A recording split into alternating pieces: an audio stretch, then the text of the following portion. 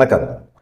திமுக கூட்டணியிலேருந்து காங்கிரஸ் வெளியேறும் அப்படிங்கிற மாதிரி காங்கிரஸ் கட்சிக்காரங்களே பேச ஆரம்பிக்கிறாங்க. காங்கிரஸ் கட்சி இருக்கிறனால திமுகவுக்கு ப்ளஸ்ஸான்னு கேட்டிங்கன்னா, பெரிய ப்ளஸ்லாம் கிடையாது. தேசிய கட்சி ஒன்னோட காங்கிரஸ் திமுக வந்து கூட்டணி வைக்கணும் அப்படிங்கிற விருப்பம் தான். பாஜகவோட கூட்டணி வைக்க முடியாது. காங்கிரஸ் கட்சி தொடர்ந்து கூட்டணியில் இருக்குது.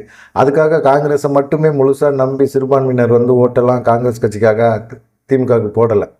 ஆனால் காங்கிரஸ் கட்சிக்கு தான் வந்து பார்த்திங்கன்னா திமுக கூட்டணியில் இருக்கிறதுனால ஒரு ப்ளஸ் அவங்களுக்கு. திமுககாரங்க அவங்கள காங்கிரஸ் வேட்பாளர்களை ஜெயிக்க வச்சிடுறாங்க. அதனால் காங்கிரஸ் கட்சிக்காரங்க என்ன நினைக்கிறாங்க, நமக்கு தமிழ்நாட்டை பொறுத்த வரைக்கும் மிகப்பெரிய அளவில் செல்வாக்கு இருக்குது, ஆதரவு இருக்குது அப்படின்னு நினைக்க ஆரம்பிக்கிறாங்க. நினச்சிட்டு அவங்களும் வந்து கூட்டணி மாறலாம், தொடர்ந்து நம்ம கூட்டணிக்குள்ளே இருக்கிறோம், கூட்டணிக்குள்ளே இருக்கிறனால திமுக வந்து நம்மளை மதிக்க மாட்டேங்குது, கூட்டணி கட்சிகளுக்கு ஒரு அதிகாரமான ஒரு பதவி கொடுக்க மாட்டேங்கிறாங்க, கூட்டணி அமைச்சரவை கொடுக்க மாட்டேங்கிறாங்க அப்படிங்கிற மாதிரி பல கேள்விகளை வந்து இப்போ கேட்க ஆரம்பிச்சிட்டாரு மாநில தலைவர் செல்வ பெருந்தகை. சரி, அவங்க கேட்டுட்டு போகிறாங்க அப்படிங்கிற மாதிரி இருக்கலாம். ஏன்னா ராகுல் காந்தியும் ஸ்டாலினும் வந்து மிக நெருங்கிய நண்பர்கள், சகோதரர்கள், அண்ணன் தம்பிகள் அப்படிங்கிற மாதிரிலாம் பேசிகிட்டு இருக்காங்க. அப்படிப்பட்டவங்க எப்படி கூட்டணியை விட்டு விலகுவாங்க அப்படின்னு பார்த்தீங்கன்னா, அரசியல் வேறு, உறவுமுறை வேறு அப்படிங்கிற மாதிரி ஒரு சூழ்நிலையை ராகுல் காந்தியே கொண்டு வர்றாரு. இதில் என்னன்னு கேட்டிங்கன்னா, விஜயோட பிறந்தநாளைக்கு வாழ்த்து சொன்னார். அதே போல் மதுரை மாநாடு அந்த சமயத்தில் கூட விஜய்கிட்ட ஃபோனில் பேசினார் ராகுல் காந்தி அப்படிங்கிற மாதிரி ஒரு சம்பவம் இருக்குது. அதுக்கப்புறமா கரூர் சம்பவம், அந்த சம்பவத்தை அப்போல்லாம் பார்த்திங்கன்னா விஜய்க்கு வந்து ரொம்ப ஆறுதல் சொன்னவர் வந்து ராகுல் காந்தி ஒருத்தர். அதனால் பார்த்திங்கன்னா என்ன பண்ணுறது, ராகுல் காந்தி விஜயோட ஒரு கனெக்ஷனில் இருக்கிறாரு அப்படிங்கிற மாதிரி இருக்குது. திமுக கூட்டணியில் நம்ம கேட்குற தொகுதிகளை கொடுக்கல அப்படின்னா நம்ம கூட்டணியை விட்டு வெளியேறிடலாம், துணிஞ்சு ஒரு முடிவை எடுத்தே ஆகணும் அப்படிங்கிற மாதிரி ஒரு சூழ்நிலை இருக்குது. அதனால் வந்து தமிழ்நாடு காங்கிரஸ் மேலிட பொறுப்பாளராக இருக்கிற கிரிஸ் ஜோடங்கர் அப்படிங்கிறவர் வந்து என்ன செய்கிறாரு, விஜயோட அரசியல் ஆலோசகர் ஜான் ஆரோக்கியசாமிகிட்ட வந்து பேச்சுவார்த்தையெல்லாம் நடத்துகிறார். அர்ஜுன்கிட்ட பேச்சுவார்த்தை நடத்துகிறாரு, எல்லாத்துடையும் பேச்சுவார்த்தையெல்லாம் நடத்துகிறாங்க. இதுக்கு இடையில் ராகுல் காந்தியோட ஒரு நம்பிக்கைக்குரிய ஒரு நபர் அப்படின்னு சொன்னால் பிரவீன் சக்கரவர்த்தி அப்படின்னு சொல்லி ஒரு நபர் ஒருத்தர். அவர் வந்து விஜய் வந்து இப்போ ரகசியமாக சந்தித்து ஆலோசனை பண்ணிட்டு போயிருக்கார். ராகுல் காந்தி சொன்ன ஒரு விஷயத்த விஜய் காதில் போட்டிருக்கிறாரு அப்படிங்கிற மாதிரி இருக்குது. இந்த சம்பவங்களெல்லாம் வச்சு பார்க்கும்போது திமுக கூட்டணியை விட்டு காங்கிரஸ் வெளியேற போகுது அப்படிங்கிற மாதிரி ஒரு இது இருக்குது. ஏன்னா கடந்த வாரம் கூட ராகுல் காந்தியோட மிக முக்கியமான நம்பிக்கைக்குரிய பைஜி அவர் வந்து சென்னைக்கு வந்திருக்கிறார். சென்னைக்கு வந்தவர் அவர் வந்து யார் அப்படின்னு கேட்டிங்கன்னா, ராகுல் காந்தியோட பாரத் ஜோடா யாத்திரிகை முழுவதுமாக அவர் தான் வந்து கையாண்டார். அப்படிப்பட்ட ஒரு நபர் வந்து விஜயை வந்து சந்திச்சுட்டு போயிருக்கிறாரு. அப்படிங்கும்போது இவங்க வந்து கரூர் சம்பவம் தொடர்பாக தான் பேச்சுவார்த்தை நடத்துகிறாங்க அப்படிங்கிற மாதிரி ஒரு எண்ணம் எல்லாத்துக்குமே இருக்குது. ஆனால் வந்து குறிப்பாக பார்த்திங்கன்னா அவங்க அரசியல் ஆலோசனை தான் பண்ணிட்டு போயிருக்காங்க. காங்கிரஸ் கட்சிக்கு எத்தனை சீட்டு ஒதுக்குவாங்க அப்படிங்கிறத சம்மந்தமாக தான் ஜான் ஆரோக்கியசாமி, அர்ஜுனா இவங்ககிட்டலாம் பேச்சுவார்த்தை நடத்தியிருக்காங்க அப்படிங்கிற மாதிரி இருக்குது. டிசம்பருக்குள்ளே வந்து நம்ம இறுதியான ஒரு முடிவு எடுப்போம். திமுகவில் தொகுதி பங்கீடு சம்மந்தமான ஒரு பேச்சுவார்த்தை ஓடுது. பேச்சுவார்த்தையெல்லாம் முடியட்டும், அவங்க என்ன தொகுதி தராங்க அப்படிங்கிற மாதிரி ஒரு எண்ணம் இருக்கும்ல. அப்படி கொடுக்குற தொகுதி எங்களுக்கு விருப்பம் இல்லாமல் இருக்கும். அது இல்லாமல் நாங்கள் கேட்குற தொகுதியை கொடுக்காம திமுக ஜெயிக்க முடியாத இடங்கள் எல்லாமே வந்து இவங்க கூட்டணி கட்சிகள் கொடுப்பாங்க. அது மாதிரி கொடுத்தாங்கன்னா அதுவும் சரிப்பட்டு வராது அப்படிங்கிற மாதிரி இருக்கிறாங்க காங்கிரஸ் கட்சியை பொறுத்த வரைக்கும். தமிழ்நாட்டில் இருக்கிற காங்கிரஸோட கட்சி தலைவர்கள், மாநில தலைவர் செல்வ பெருந்தகையிலேருந்து கட்சியில் இருக்கிற சீனியர்கள் முதற்கொண்டு எல்லாருமே என்ன நினைக்கிறாங்கன்னா, திமுகவோட நம்ம ஒரு ஃபைட் பண்ணி பார்ப்போம், அப்படி இல்லை அப்படின்னா கூட்டணிக்கு வேறு கட்சி தான் போய் ஆகணும். அதிமுகவில் பாஜக இருக்குது, அங்கே போக முடியாது, தாவேகா சைடு நம்ம கூட்டணி வச்சுருவோம். விஜயோட கூட்டணி வச்சா என்ன லாபம் அப்படின்னு பார்த்தீங்கன்னா, அவருக்கு வந்து தமிழ்நாடு மட்டும் இல்லை, ஆந்திரா, கர்நாடகா, கேரளா, பாண்டிச்சேரி இப்படி எல்லா மாநிலங்கள்லேயும் அவருக்கு ரசிகர்கள் இருக்காங்க. அங்கே காங்கிரஸுக்கு கண்டிப்பாக செல்வாக்கும் கூடுதலாக பெறும். தமிழ்நாடு மட்டும் நம்ம கனெக்ட் பண்ண வேணாம், கூடுதலாக நம்ம நிறைய தொகுதிகள் வந்து போட்டி போடுவோம், எல்லா மாநிலங்களையும் நம்ம போட்டி போடுவோம். அப்படி போட்டி போடும்போது நமக்கு விஜயோட சப்போர்ட்டு தேவைப்படுது, திமுகவுக்கு அப்படி செல்வாக்கு மற்ற மாநிலங்களில் கிடையாது அப்படிங்கிறதையும் குறிப்பாக மென்ஷன் பண்ணியிருக்காங்க. அரசியல் தாண்டி யோசித்தா பாசப்பிணைப்பா அரசியலா அப்படின்னு யோசித்தா ராகுல் காந்திக்கு அரசியல் பண்ணி தான் ஆகணும், வேறு வழி கிடையாது. முதலமைச்சர் ஸ்டாலினோட என்னதான் நெருக்கமான ஒரு நட்பில் இருந்தாலும் கண்டிப்பாக கூட்டணியை விட்டு பிரியக்கூடிய ஒரு சூழ்நிலையை இங்கே இருக்கிற காங்கிரஸ் கட்சி சீனியர்கள் எல்லாருமே சேர்ந்து ராகுல் காந்திக்கு ஒரு நெருக்கத்தை கொடுக்குறாங்க, நெருக்கடியை கொடுக்குறாங்க அப்படிங்கிற மாதிரி சொல்கிறாங்க. அந்த மாதிரி நெருக்கடியிலேருந்து இவர் எப்படி வருவார்?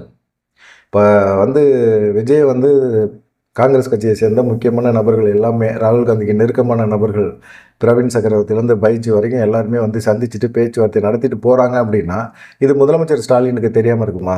தெரிஞ்சிருக்கு. உளவுத்துறை மூலமாக அவங்க வந்து நோட் போட்டு கொடுத்துருக்குறாங்க. அதனால வந்து ஒன்றுமே பிரச்சனை கிடையாது, அப்படிங்கிற மாதிரி முதலமைச்சர் முடிவு பண்ணிட்டார். ஏற்கனவே எல்லா கட்சிகளையும் மேலேயுமே ஒரு டவுட் இருக்குது. கூட்டணி கட்சிகள் தொடர்ந்து வந்து சட்டமன்ற தேர்தல் சமயத்தில் வந்து பிரச்சனை பண்ணுவாங்க. அப்படி பிரச்சனை பண்ணாங்கன்னா நம்ம ஒரு மாற்று ஏற்பாடு பண்ணி வைக்கணும்ல, பிளான் பி அப்படிங்கிற ஒரு இதை வந்து ஏற்பாடு பண்ணி வைக்கணும்ல. அதை முதலமைச்சர் சரியாக பண்ணி வச்சிருக்கிறாரு அப்படிங்கிற மாதிரி தான் சொல்கிறாங்க. ஏன்னா காங்கிரஸ் வந்து கண்டிப்பாக ஒரு 35 சீட்டு கொடுக்கலாம் அப்படிங்கிற மாதிரி ஒரு எண்ணத்தில் அவங்க இருக்கிறாங்க திமுகவை பொறுத்த வரைக்கும். அதனால 35 சீட்டு அப்படிங்கிறது பத்தாது, எங்களுக்கு தேவை இன்னும் அதிகம் அப்படிங்கிற மாதிரி கேட்டாங்க அப்படின்னா ஒன்றும் பிரச்சனை இல்லை, நீங்கள் போயிட்டு வாங்க அப்படின்னு ஒரு கையை எடுத்து கும்பிட்டு சென்று வாருங்கள் வென்று வாருங்கள் அப்படின்னு சொல்லி அனுப்பிச்சுடலாம் அப்படிங்கிற ஒரு எண்ணத்தில் முதலமைச்சர் இருக்கிறார். ஒருவேளை இவங்க தாவேகா சைடு கூட்டணி வச்சுருக்காங்க அப்படின்னா ஒரு டீசெண்டான ஒரு 60-70 தொகுதிகளை வந்து தாவேகாட்ட கேட்கறதுக்கான வாய்ப்புகளும் இருக்குது அப்படிங்கிற மாதிரி இருக்காங்க.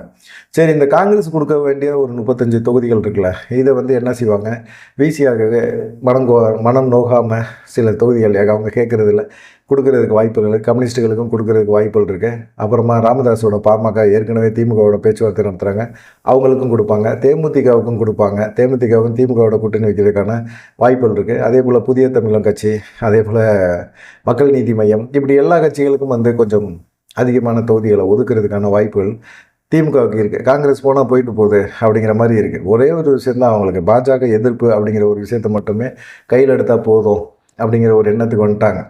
அதனால் வந்து பார்த்திங்கன்னா பாஜக அதிமுக இந்த எதிர்ப்பை மட்டும் கையில் எடுத்துக்கிட்டு நம்ம செயல்படலாம். காங்கிரஸ் எங்கே வேணாலும் போகிறாங்க போயிட்டு போகுது, நமக்கு ஒன்றும் பிரச்சனை கிடையாது, காங்கிரஸ் போனால் போயிட்டு வரட்டும் அப்படிங்கிற மாதிரி எண்ணத்தில் இருக்காங்க. இப்போ காங்கிரஸ் போனால் அந்த இடத்த யார் வச்சு நிரப்புவாங்க அப்படின்னு பார்த்தீங்கன்னா கமலஹாசன் இருக்கார்ல, அவர் வந்து காங்கிரஸ் போகிற வெற்றி இடத்தை வந்து அவர் ஃபில் பண்ணி கொடுப்பாரு அப்படிங்கிற ஒரு நம்பிக்கை இருக்குது. ஏன்னா கமலஹாசனுக்கு ஒரு செல்வாக்கு இருக்குது, அவரும் ஒரு நடிகர் தானே, உலக நாயகன் அவருக்கு வந்து கண்டிப்பாக வந்து அவருக்கு ராஜ்யசபா எம்பி வேறு சீட்டு வேறு திமுக கூட்டணி கட்சி சார்பாக கொடுத்தாச்சு. கொடுத்த பிறகு அவர் ராஜ்யசபா எம்பி ஆகிட்டார். திமுகவுக்கு உழைச்சி தானே ஆகணும். தேர்தல் சமயத்தில் பிரச்சாரம் கண்டிப்பாக பண்ணுவார். காங்கிரஸை விட அதிகமான ஒரு செல்வாக்கு அவருக்கு இருக்குது. அதனால கண்டிப்பாக காங்கிரஸ் போனால் போயிட்டு போகுது, கமலஹாசனை வச்சு நம்ம வேலையை பார்த்துக்கலாம் அப்படிங்கிற ஒரு எண்ணத்தில் இருக்கார். சரி, வைகோ மதிமுக அவர் வந்து ரொம்ப கோவத்தில் இருக்கார். ராஜ்யசபா சீட்டு எனக்கு தரவே இல்லையே அப்படிங்கிற மாதிரி ஒரு கோவத்தில் இருக்கிறார்.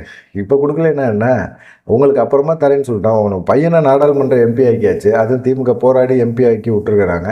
இப்போ ராஜ்யசபா எம்பியுமே நீங்களே வாங்கிட்டீங்கன்னா அப்பா பையன் 2 பேருமே ஒரே மாதிரி சீட் வாங்கிட்டு இருந்தீங்கன்னா எப்படி அப்படிங்கிற மாதிரி இருந்தது. அடுத்த தேர்தலுக்கு முன்னாடி, சட்டமன்ற தேர்தலுக்கு முன்னாடி ஏப்ரல் மாதம் ஒரு 6 மாநிலங்களவை எம்பி காலி ஆகுது. அதில் வந்து ஒரு சீட்டை உங்களுக்கு கொடுத்துட்டு போகிறோம், நீங்களே எம்பி ஆகிட்டு போங்க, இதில் என்ன இருக்குது உங்களுக்கு அப்படிங்கிற மாதிரி ஒரு எண்ணத்தில் இருக்காங்க. அது இல்லாமல் அவருக்கு கேட்குற தொகுதியில் ஒரு 5லேருந்து ஒரு 6 தொகுதிகளை கொடுப்பாங்க அப்படிங்கிற மாதிரி இருக்குது. அதை தாண்டி பார்த்திங்கன்னா இப்போ திமுகவோட கொஞ்சம் அதிருப்தியில் இருக்கிறாங்க. நமக்கு வந்து ஒரு சீட்டாவது 2 சீட்டாவது கொடுக்கணும் அப்படிங்கிற மாதிரி எண்ணத்தில் இருக்கிறாங்க. வேல்முருகன், கருணாஸ், தனியரசு, தமிழ் அன்சாரி இவங்கெல்லாம் வந்து தனியாக ஒரு டீம் மாதிரி அவங்க தனியாக ஒரு டீம் போட்டு அவங்க பேச்சுவார்த்தையெல்லாம் நடத்திட்டு இருக்காங்க. திமுகட்ட நம்ம டிமாண்ட் வைக்கணும் அப்படிங்கிற மாதிரி.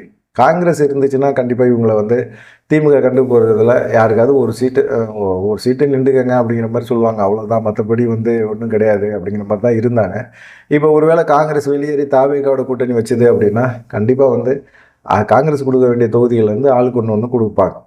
இல்லை காங்கிரஸ் அந்த சைடு போதா, நாங்களும் தாவேகா சைடு போயிடுறோம் அப்படின்னு சொல்லிட்டு வேல்முருகன், கருணாஸ், தனியரசு, தமிழ் அன்சாரி இவங்க எல்லாருமே அந்த சைடு போகிறதுக்கும் வாய்ப்புகள் இருக்குது. இருந்தாலும் பார்த்தீங்கன்னா திமுக பொறுத்த வரைக்கும் பிளான் பி அது வந்து சக்ஸஸ் ஆகும் காங்கிரஸ் வெளியேறுச்சுன்னா அப்படிங்கிற மாதிரி சொல்கிறாங்க. ஏன்னா உள்ள கூட்டணி பலம் இன்னும் ஸ்ட்ராங்காக தேமுதிக உள்ளே வரும், பாமகவோட ராமதாஸ் பாமக உள்ளே வரும். இப்படி நிறைய டீம்கள் வந்து உள்ளே வரும்போது பார்த்தீங்கன்னா காங்கிரஸ் போகிற இடத்த வந்து ஃபில்லப் பண்ணுறதுக்கு வேறு மாற்று ஏற்பாடுகளை முதலமைச்சர் ரெடி பண்ணி வச்சிருக்கிறாரு. காங்கிரஸ் வெளியேறிச்சுன்னா, திமுக கூட்டணியை விட்டு வெளியேறிச்சுன்னா காங்கிரஸுக்கு தான் நஷ்டம் அப்படின்னு சொல்லி இப்போ திமுக தரப்புலையும் பேச ஆரம்பிச்சிட்டாங்க.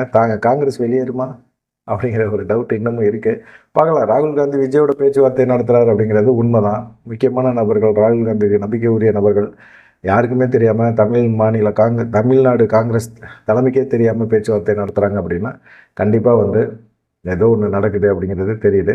பார்க்கலாம், என்ன நடந்தாலும் அதை திமுக சமாளிக்குமா அப்படிங்கிறது தெளிவாக தெரியுது. நன்றி, வணக்கம்.